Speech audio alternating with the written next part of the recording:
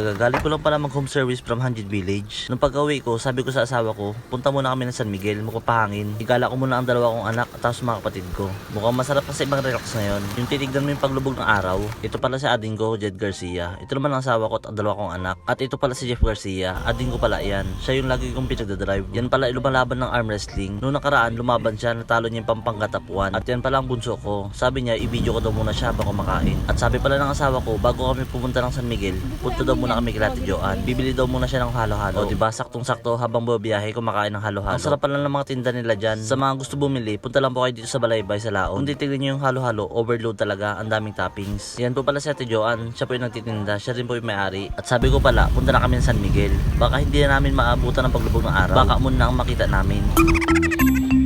At andito na pala kami sa bayan ng Castillos ngayon. Ang ganda pala ng daan dito, bagong espalto. The best ka talaga, Mayor.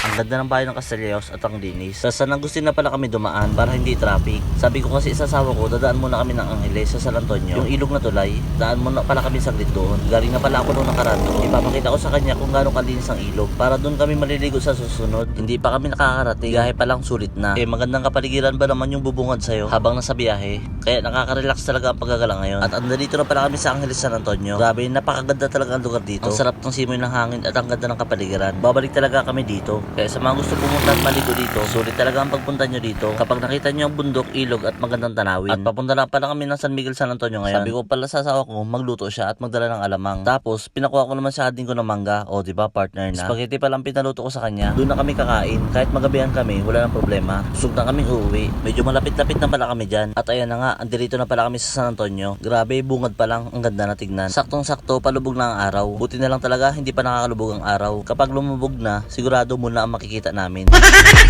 O diba, bungad pa lang yan, ang ganda na pagmasdan. Paano pag dagat na nakita nyo, ang ganda na talaga. Sulit na sulit ang biyahe dito. Kaya ano pang hinihintay nyo, pwede na kayo pumasyal dito sa San Miguel, San Antonio. Nakakawala ng stress, pagod, higit sa lahat, ang ganda pagmasdan ng paglubog ng araw. Ang dami rin parang tao dito at ang dami naliligo. Grabe, makalimutan mo talaga mga problema kapag nagpunta ka dito.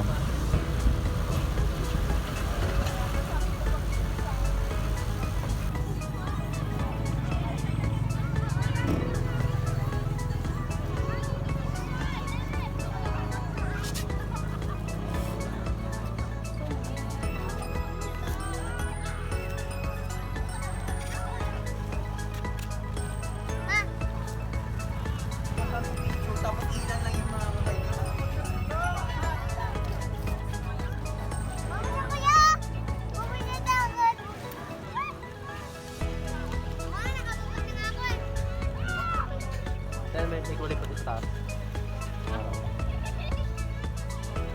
Alin? Parang kunyari. Mababa ka daw. Mababa ka daw nga. Nakasilaw. Ang ganda na view dito.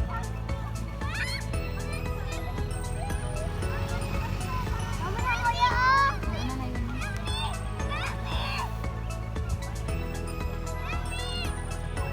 Yumi dyan. Habang pinapanood pa na namin ang paglubog ng araw, sabi ko kay ading ko, magtimpla siya ng kape. O diba, ang sarap ng kape habang nakaupo, habang titignan ang dagat at magandang kapaligiran. Sige, yung sugat mo maano na naman dyan. Yun.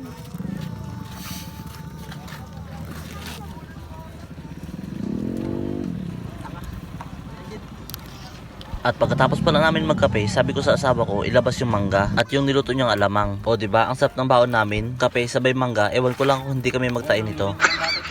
Sabi ko sa asawa ko, sa susunod, magdadala kami ng maraming ulam. Mukhang masarap kasi mag-overnight dito. Nakakawala ng stress, pagod. At yan pala ang bunso kong anak, naglalaro pala siya. Sabi niya, baba daw muna siya dyan sa may buhangin. At anong oras na pala niyan, kain muna kami bago umuwi. Luto pala ng asawa ko yan, spaghetti. O diba, yan pa lang talaga mabubusugan na.